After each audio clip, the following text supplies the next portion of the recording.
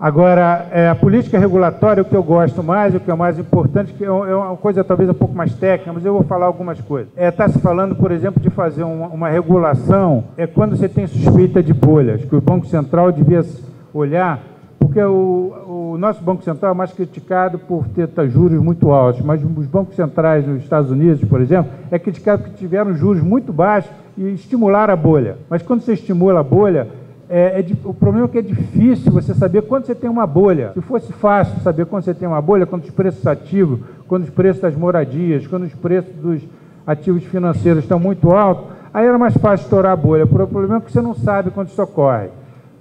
O nosso caso brasileiro é interessante, que muito pouca gente menciona.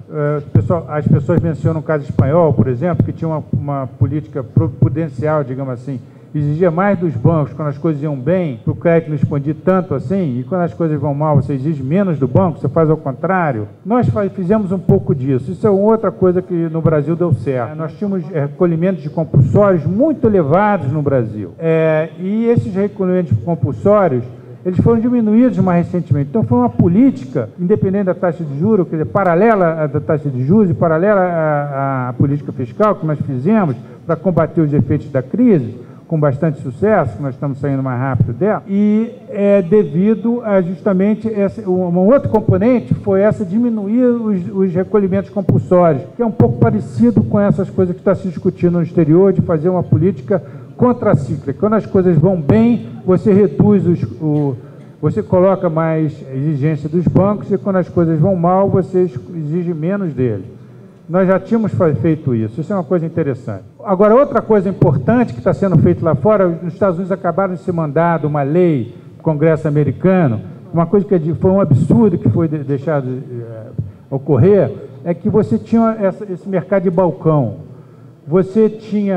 O mercado de balcão, ele faz um derivativo. Nós tivemos esse problema, em parte, aqui muitas exportadoras brasileiras, que procuravam fazer um hedge, que como o câmbio estava se valorizando, o real estava se valorizando, então ela fazia um hedge no mercado financeiro e procuravam derivativos e faziam um contrato privado. O Banco Central já supervisionava isso, mas deixar fazer isso via balcão, chamado via balcão, quer dizer, se fazia individualmente, você cria um problema de criar um risco agregado muito grande. Então, esse risco agregado, ele pode ter consequências muito perversas. Se você faz isso via bolsa, você não tem um instrumento, um derivativo feito especificamente para cada empresa. Isso aí é um problema ruim, mas, em compensação, você não tem esses riscos agregados tão elevados. Então, esses riscos agregados elevados associados a esse mercado de balcão, eu vou mostrar para vocês uns números, para até que ponto chegou isso nos Estados Unidos. Você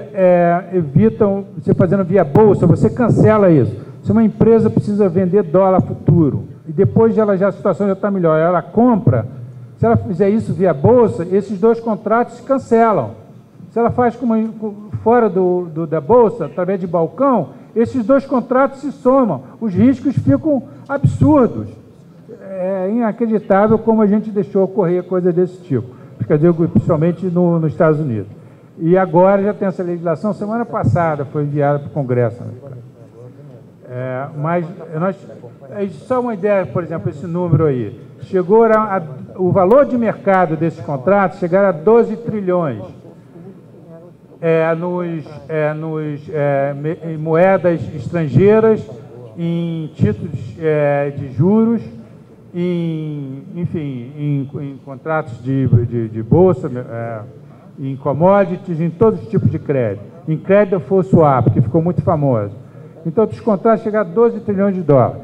Agora, se você olhar para o valor nocional disso, são 600 trilhões de dólares. Isso é o valor mercado do contrato.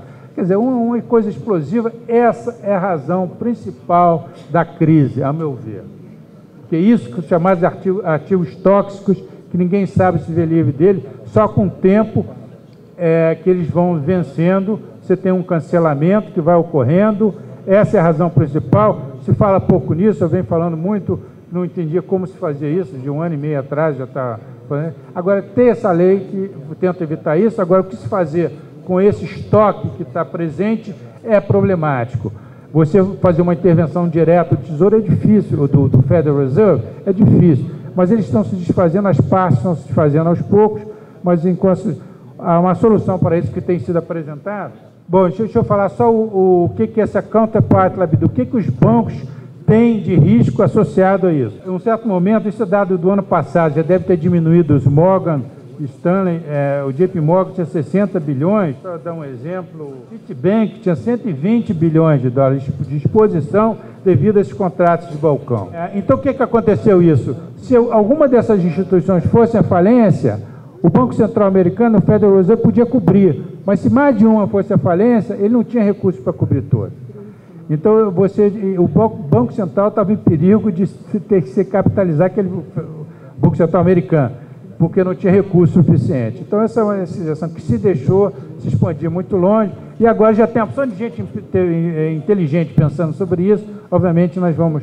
E isso aqui afeta um pouco o Brasil, porque a gente tem muito menor escala, mas se a gente andar isso, seria muito bom.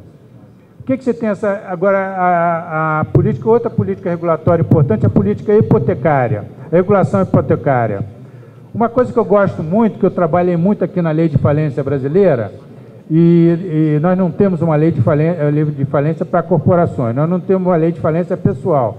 Mas uma lei de falência pessoal nos Estados Unidos é extremamente importante porque ela facilita o contrato entre os bancos, porque os bancos nos Estados Unidos eles não são mais o credor de uma determinada hipoteca. Isso são negociados em mercado derivativo, são feitos agregados desses vários contratos e repassados a terceiros. Então, o processo de renegociação é muito lento, muito impreciso.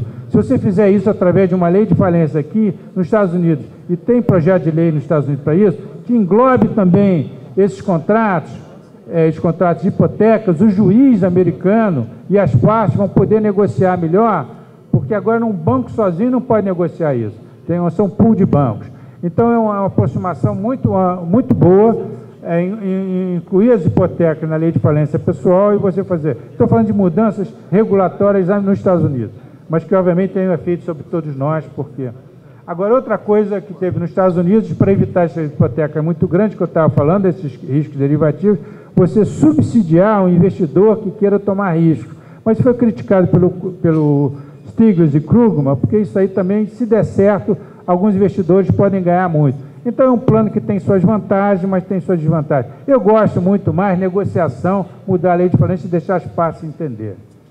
Mas enquanto você não tem tempo disso, você tem essas intervenções do FED que também ajudam a resolver o problema. Qualquer arma é válido para evitar uma crise dessa magnitude. As fiscais, as monetárias e as regulatórias. Eu fiz um exercíciozinho interessante, agora eu não estou sem mais tempo. Para os Estados Unidos você tem os pobres ali, a distribuição de renda americana é muito ruim também. Não é só no Brasil que ela piorou. Então, se você tiver a distribuição olhar para a distribuição de renda americana, você vê que tem uma distribuição muito desigual também de ativos, não só de renda, mas também de propriedade.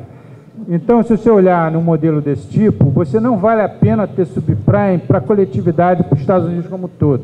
Para a população americana, não valeu a pena ter aquela quantidade enorme de subprime. Mas como vê que é complexa, uma situação de economia política complexa, você teve lobby dos banqueiros e lobby dos representantes de populações pobres para deixar o subprime ocorrer, porque é mutuamente benéfico para esses dois grupos de pessoas. Então, a gente tem que olhar do ponto de vista de economia política com cuidado para evitar que novas situações dessas se repitam. Eu já esgotei meu tempo. Outro problema que tem é a regulação de bancos grandes. A gente tem que aprender a regular bancos grandes, porque banco pequeno nos Estados Unidos se regulou com facilidade. Você tem instrumentos ótimos de liquidar banco pequeno e você faz de forma muito mais bancos grandes conglomerados que surgiram mais recentemente. A gente tem que aprender a regular eles. Esse é outro desafio para a intelectual. Eu adoro esse tema aqui, você desculpa eu dizer isso, todo mundo sofre, mas do ponto de vista intelectual é um grande desafio para nós economistas, e eu acho que a gente tem que ver isso